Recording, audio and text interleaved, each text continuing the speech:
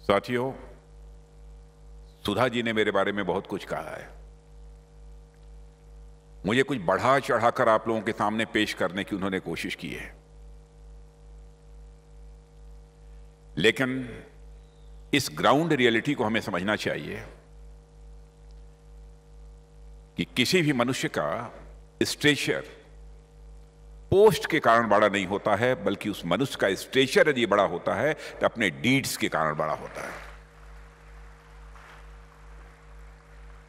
परम पूज्य श्री चिन्नारी आर स्वामी जी, परम पूज्य श्री रविशंकर जी और आंध्र प्रदेश के राज्यपाल आदरणीय विश्वभूषण हरिचंदन जी और मुख्य ट्रस्टी आदरणीय जी रामेश्वर राव जी, जिनका एक मेजर कंट्रीब्यूशन इस प्रोजेक्ट के पीछे रहा है, और इस ट्रस्ट के अध्यक्ष श्री भास्कर राव जी और जिला अध्यक्ष श्री नरसिम्हा राव जी। जय श्रीमन नारायण। देवियों और सज्जनों, यह मेरे लिए बहुत ही सौभाग्य की बात है। मानव इतिहास की महान विभूतियों में से एक स्वामी रामानुजाचार्य जी के अवतरण के सहस्त्राब्दी वर्ष समारोह में मुझे आप सभी महान भावों के बीच उपस्थित होने का अवसर मिला है। स्वामी रामानुज की यह भव्य और विशाल प्रतिमा, स्टैच्यू ऑफ इक्वलिटी को मैं उनके पुनर्अवतार के रूप में देखता हूं। इस प्रतिमा के माध्यम से भविष्य में युगों युगों तक उनकी शिक्षाओं, उनके आदर्शों और उनके मूल्यों का प्रचार प्रसार होता रहेगा, ऐसा मेरा विश्वास है। इसके लिए मैं इस विशाल आयोजन के संकल्पकर्ता परम पूज्य चिन्नाजीयर स्वामी जी और इससे जुड़े समस्त लोगों को अपनी तरफ से साधुवाद देता हूं और शीश झुकाकर मैं मुझे प्रणाम भी करता हूं। देवियों और सज्जनों, आज मैं आप लोगों के समक्ष अद्वैत, द्वैत और विशिष्टाद्वैत की बात करूं, तत्व, हित और पुरुषार्थ की बात करूं, या चित्त, अचित और ईश्वर की बात करूं, तो मेरी दृष्टि से यह सूरज को दीपक दिखाना होगा। आप स्वयं इन विषयों के विद्वान हैं, पर स्वामी रामानुजाचार्य जी को अब तक मैंने जितना जाना है, समझा है, उस पर कुछ बातें जरूर मैं आप सबके सामने रखना चाहूंगा। देवियों सज्जनों, हमारे देश की संस्कृति शुरू से ही विविधताओं से भरी रही है, डाइवर्सिटी से भरी रही है। हमारे प्राचीन ग्रंथों में उल्लिखित सुर, असुर, नाग, यक्ष और किन्नर जातियों से लेकर वर्तमान की अनेक जातियों, धर्म, दर्शन और संप्रदाय दुनिया भर में भारत की विशिष्टता का यह कारण रहे हैं। और इतनी विविधताओं के बीच कभी सहमति तो कभी असहमति होना यह स्वाभाविक हो जाता है। इस तरह की असहमतियों को दूर करने, या थोड़ी साहित्यिक भाषा में जिसे हम कहें तो विरुद्धों के बीच सामंजस्य स्थापित करने के लिए समय समय पर हमारे समाज में महान विभूतियां अवतरित होती रही हैं। इन्होंने अपने ज्ञान और दर्शन से न केवल समाज को तात्कालिक रूप से जोड़ने का प्रयास किया है, बल्कि सामाजिक समरसता के भविष्य का भी मार्ग प्रशस्त किया है। स्वामी रामानुजाचार्य जी भी, मैं समझता हूं कि इसी तरह की विविधताओं में संतुलन स्थापित करने वाले एक महान सेतु पुरुष थे। आदिशंकर के बाद सनातन धर्म पर जिन महात्मा का सर्वाधिक असर हुआ है वह हमारे रामानुजाचार्य जी थे। आचार्य शंकर, रामानुजाचार्य जी, माधवाचार्य जी, ये तीन विभूतियां ऐसी थीं जिन्होंने हिंदू आध्यात्मिक जीवन को एक समेकित आधार दिया। हालांकि तीनों एक दूसरे के समर्थक नहीं थे। हिंदू धर्म से जातीय गैर बराबरी दूर कर समानता का संदेश देने वाले रामानुजाचार्य जी पहले संत थे। उन्होंने जात की जकड़न से धर्म और हिंदू संत परंपरा को मुक्त किया। 1000 साल पहले उन्होंने गैर बराबरी तोड़ते समानता का परचम लहराते हुए वैष्णव संप्रदाय को सभी जातियों के लिए खोल दिया। उन्होंने तथाकथित अछूत तथा पिछड़ी जातियों के लिए भी धर्म, भक्ति और पूजा के दरवाजे खोले। हम आज जात से मुक्त होने की कामना करते हैं, जातियों को तोड़ने और एक समरस भारत को बनाने का संकल्प लेते हैं। कल्पना कीजिए, 1000 साल पहले रामानुजाचार्य जी ने तत्कालीन सामाजिक व्यवस्था की परिधि में रहते हुए भक्ति में समानता का उद्घोष किया था। उनका कहना था कि भक्ति सभी जातियों और संप्रदायों से ऊपर है। वे ईश्वर की आराधना के लिए जातीय समानता के हिमायती थे, जिस समानता के सिद्धांत को हमने 72 ईयर्स पहले अपने संविधान में अपनाया था। रामानुजाचार्य जी 1000 साल पहले उसकी आवाज बन रहे थे। उन्होंने वैष्णव संप्रदाय को एक उदार मानवतावादी सामाजिक आधार भी दिया था। उस वक्त धर्म और सनातन हिंदू परंपरा की प्रैक्टिस कुछ खास वर्गों के लिए ही हुआ करती थी। रामानुजाचार्य जी के अथक प्रयासों से ही भक्ति आंदोलन जन जन तक पहुंचा था, खासकर समाज की पिछड़ी जातियों और निचले पायदान तक। रामानुजाचार्य जी ने समूचे भक्ति आंदोलन को एक दार्शनिक आधार दिया। उनका मानना था कि वैदिक सूक्त और उपनिषद के मंत्र रटने मात्र से ही ज्ञान प्राप्त नहीं होता है। ज्ञान का स्रोत ईश्वर की भक्ति में है और निष्काम कर्म से ही सच्ची भक्ति की शुरुआत होती है। रामानुजाचार्य से ही भक्ति आंदोलन उत्तर भारत में पहुंचा। उनके खास शिष्य रामानंद जी ने ही उत्तर भारत में भक्ति आंदोलन के वाहक की भूमिका निभाई। रामानंद जी के शिष्यों में सभी जाति और वर्ग के लोग भेदभाव भूल कर आए। तथाकथित पिछड़ी जातियों ने भी अपने संत और भक्त कवि भी पैदा किए। उत्तर भारत में इस वैष्णव परंपरा में जो भक्ति कवि हुए उनमें कबीर, रैदास, सेना, रजब, पीपा जैसे संत पैदा हुए, जो जुलाहा, चर्मकार, धुनिया, नाई, कुम्हार आदि जातियों से आते थे। समरसता का इससे बड़ा उदाहरण और कोई दूसरा क्या हो सकता है कि उन्होंने अपने गुरु मंत्र को भी सभी के साथ साझा किया, चाहे वह किसी भी जात का हो। मंत्रों की प्राप्ति के लिए वे एक ही योग्यता चाहते थे, समर्पण और साथ ही साथ सीखने की उत्सुकता।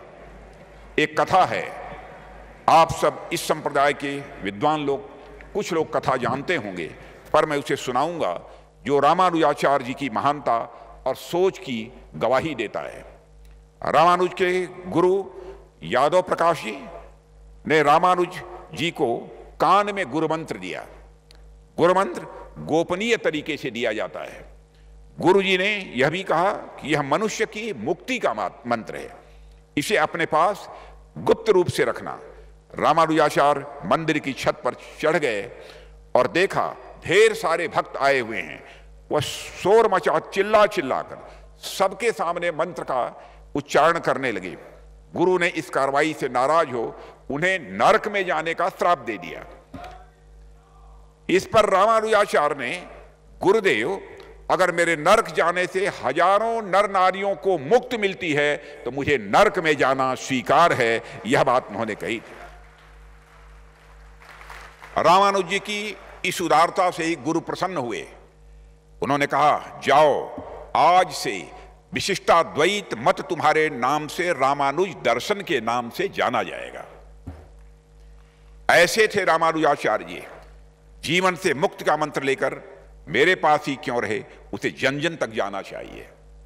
रामानुज जी के समय समाज के प्रशासन और प्रबंधन का केंद्र मंदिर हुआ करते थे और मंदिरों पर समाज का एक वर्ग, एक खास जात का नियंत्रण था।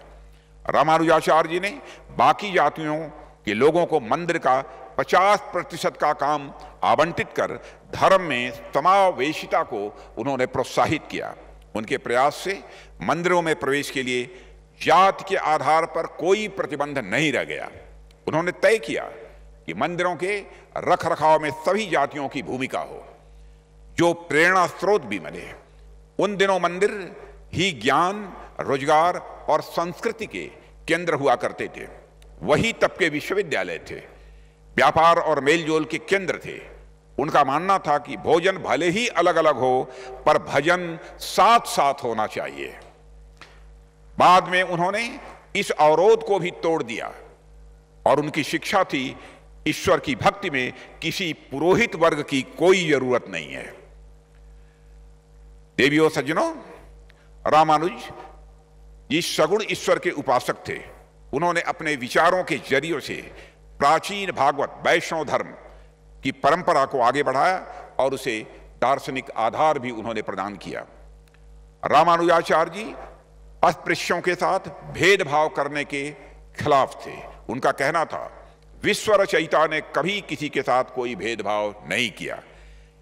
इन्होंने जन्म या जात के बजाय व्यक्ति के आध्यात्मिक ज्ञान के आधार पर सम्मान की बात की और वेदों के गूढ़ और सर्वोत्कृष्ट ज्ञान को मंदिरों से बाहर निकालकर आम जन तक पहुंचाने का काम रामानुजाचार्य जी ने किया। रामानुज जी के दर्शन में तीसरा तत्व प्रकृति है, जो जड़ अथवा चेतन है। यह ज्ञान रहित तथा विकारी द्रव्य है, प्रकृति रूपी बीज से तथा जीवात्माओं से के पूर्व संचित कर्मों से ईश्वर संसार की रचना करता है। रामानुज जी ने भक्ति को मोक्ष प्राप्ति का सर्वोत्तम साधन बताया है, जो सदैव सभी के लिए सुलभ है। इनके अनुसार मोक्ष की अवस्था में आत्मा का परमात्मा यानी ब्रह्म में विलय नहीं होता, अपितु वह ब्रह्म के सदृश हो जाता है, यानी ब्रह्म प्रकार हो जाता है। 12 वर्ष की आयु में ही रामानुजाचार्य जी ने को वेदांत का ज्ञान इतना बढ़ गया कि कभी कभी इनके तर्कों का उत्तर देना गुरु यादव प्रकाश जी के लिए कठिन हो जाता था।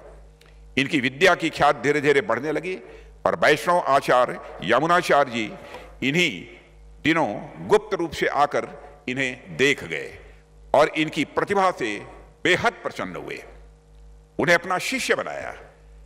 यमुनाचार्य जी की 3 इच्छाएं जीवन में अपूर्ण रह गई थीं, जिन्हें वे अपनी मृत्यु के पहले रामानुज जी को बताना चाहते थे, किंतु रामानुज के पहुंचने के पूर्व ही वे दिवंगत हो गए थे। उनकी 3 अंगुलियां मुड़ी रह गई थीं। लोगों ने इसका कारण वे 3 प्रतिज्ञाएं बताईं जो इस प्रकार थीं। पहला, ब्रह्मसूत्र का भाष्य लिखना। दूसरा, दिल्ली के तत्कालीन सुल्तान के हाथ से श्री राम मूर्ति का उद्धार करना। तथा तीसरा, दिग्विजय पूर्वक विशिष्टाद्वैत मत का प्रचार करना।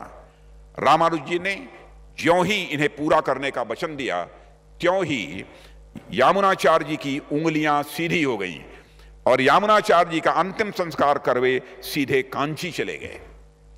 रामानुजाचार्य जी प्रतिदिन नदी का स्नान करने जाया करते थे। जब ये स्नान करने जाते थे तो एक ब्राह्मण दशात के कंधे का सहारा लेकर जाते थे और लौटते समय एक शूद्र के कंधों का सहारा लेकर लौटते थे।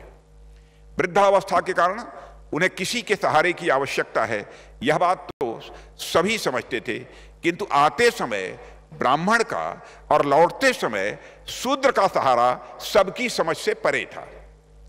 लोग आपस में चर्चा करते थे कि वृद्धावस्था में रामानुजाचार्य जी की बुद्धि को क्या हो गया है। नदी स्नान कर शुद्ध हो जाने के बाद अपवित्र शूद्र को छूने से स्नान का महत्व ही भला क्या रह जाता है। शूद्र का सहारा लेकर आए और स्नान के बाद ब्राह्मण का सहारा लेकर जाएं तो भी बात समझ में आती है। साथियों, एक दिन एक पंडित से रहा नहीं गया। उसने रामानुजाचार्य से पूछ ही लिया, प्रभु आप स्नान करने आते हैं तो ब्राह्मण का सहारा लेते हैं, किंतु स्नान कर लौटते हैं तो शूद्र आपको सहारा देता है, क्या यह नीति के विपरीत नहीं है? यह सुनकर आचार्य रामानुजाचार्य जी बोले, मैं तो शरीर और मन दोनों का स्नान करता हूं, केवल शरीर का स्नान नहीं करता हूं, शरीर और मन दोनों का स्नान करता हूं। ब्राह्मण का सहारा लेकर आता हूं और शरीर का स्नान करता हूं, किंतु तब मन का स्नान नहीं होता, क्योंकि उच्चता का भाव पानी से नहीं मिटता है, वह तो स्नान कर शूद्र का सहारा लेने पर ही मिटता है। यह बात रामानुजाचार्य जी ने कही थी। ऐसा उन्होंने कहा, ऐसा करने से हमारा अहंकार धुल जाता है और सच्चे धर्म के पालन की हमें अनुभूति होने लगती है। ऐसे थे हमारे महान रामानुजाचार्य जी, जिन्होंने भारतीय संस्कृति और संस्कार को एक नई ऊंचाई देने का काम किया। हमारी संस्कृति केवल इसलिए महान नहीं है, वह 5 या 10 हजार साल या उससे पुरानी की यह संस्कृति है, बल्कि यह इसलिए महान है कि स्वामी रामानुज जैसे श्वेत पुरुषों के माध्यम से आदि से वर्तमान तक अविच्छिन्न रूप से यह जुड़ी हुई है। इसलिए हम देखेंगे तो पाएंगे कि रामायण से लेकर रामानुज तक, वेदों से लेकर विवेकानंद जी तक और गीता से लेकर गांधी जी तक भारतीयता के शाश्वत मूल्य हमें आपस में गूंथे हुए दिखाई देते हैं। देवियों और सज्जनों, ऊपर से देखने पर तो द्वीपों की तरह तमाम संतों और भक्तों की विचारधारा में हमें अंतर मिल सकता है, पर अंदर से देखेंगे तो पाएंगे कि वह समानता और जगत कल्याण के धरातल पर आपस में जुड़े हुए हैं।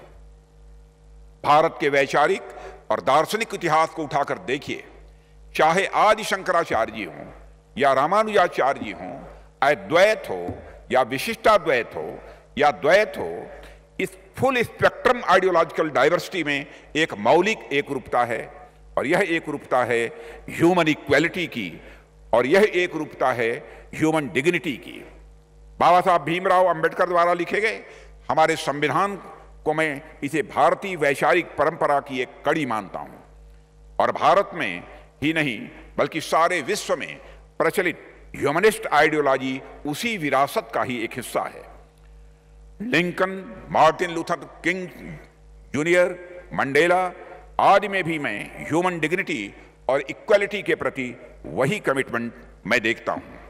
आत्मना मोक्षार्थम जगत हिताय च कहकर हमारी संस्कृति मानवता के प्रति कल्याण भाव का ही संदेश देती है, और जगत हित के बारे में वही सोच सकता है जिसमें उसमें एकत्व और एक तत्व यानी ईश्वर का भाव देखता हो। गीता में श्री कृष्ण स्पष्ट कहते हैं, वासुदेवः सर्वमिति स महात्मा सुदुर्लभ, यानी ईश्वर सर्वत्र है, ईश्वर सर्वत्र है। ऐसा मानने वाले महात्मा इस दुनिया में अत्यंत दुर्लभ है।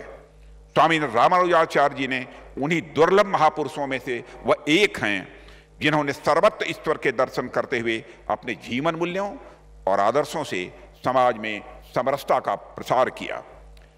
वह जब थिरुकुलथार कहकर समाज के सभी वर्गों के लिए दिव्य जन्म की अवधारणा को सामने लाते हैं तो उसका अर्थ समस्त प्राणियों में ईश्वर का दर्शन ही होता है। उनके विशिष्टाद्वैत में अद्वैत इसलिए विशिष्ट नहीं है कि वह ब्रह्म है, बल्कि इसलिए कि वह ब्रह्म होकर भी समस्त प्राणियों में समान रूप से वह व्याप्त हैं। और जैसा कि मैंने अभी कहा कि हमारी ज्ञान परंपरा आदि से वर्तमान तक अपने विभिन्न रूपों में होने के बावजूद आंतरिक रूप से अविच्छिन्न है, स्वामी रामानुज जी भी इसका एक महत्वपूर्ण उदाहरण है। देवियों और सज्जनों, हमारे वेदांतों में जिसे तत्वमसि अथवा ईशावास्यमिदं सर्वम कहा गया, थिरुकुलथार में उसी का विस्तार देखने को मिलता है। यही आगे चलकर कबीरदास के यहाँ एक नूर ते सब जग उपजा होता है। तुलसीदास के यहाँ सिया राम में सब जग जानी होता है, और यही नरसिंह मेहता के वैष्णव जन और स्वामी विवेकानंद के यहाँ दरिद्र नारायण से होता हुआ श्री चिन्ना जीयर स्वामी के यहाँ पहुंचता है, जब आप कहते हैं serve all the living beings, serve all the living beings as service to God. इसलिए रामानुजाचार्य आज भी प्रासंगिक है। आज भी समाज में जो क्षमता है उनमें उनकी शिक्षाएं बहुत ही उपयोगी हैं। आज की सत्ता और समाज के सामने जो चुनौतियां हैं उनका समाधान हमें रामानुजाचार्य की शिक्षाओं में ही दिखाई देता है।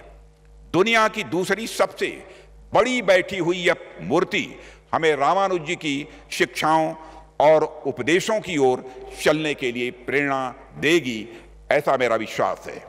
एक महान संदेश के भांति भांति रूपों में हमेशा हमेशा के लिए विद्यमान होना इसकी शाश्वतता को दिखाता है, जो ब्रह्म की ही बात हर कालखंड, हर समाज और हर परिस्थिति में समान रूप से प्रासंगिक होता है। देवियों सज्जनों, आज जब आप सभी के द्वारा स्वामी रामानुज जी के शाश्वत संदेशों को विश्व भर में प्रसारित करने के महान उद्देश्य से महान समारोह मनाया जा रहा है, मैं अपनी ओर से आप सभी को अपनी हार्दिक शुभकामनाएं देता हूं और स्वामी जी के चरणों में शीश झुकाकर नमन करते हुए यहीं पर मैं अपना निवेदन समाप्त करता हूं। रामानुजस्य शरणौ शरणं प्रपद्ये। आप सभी को बहुत बहुत धन्यवाद।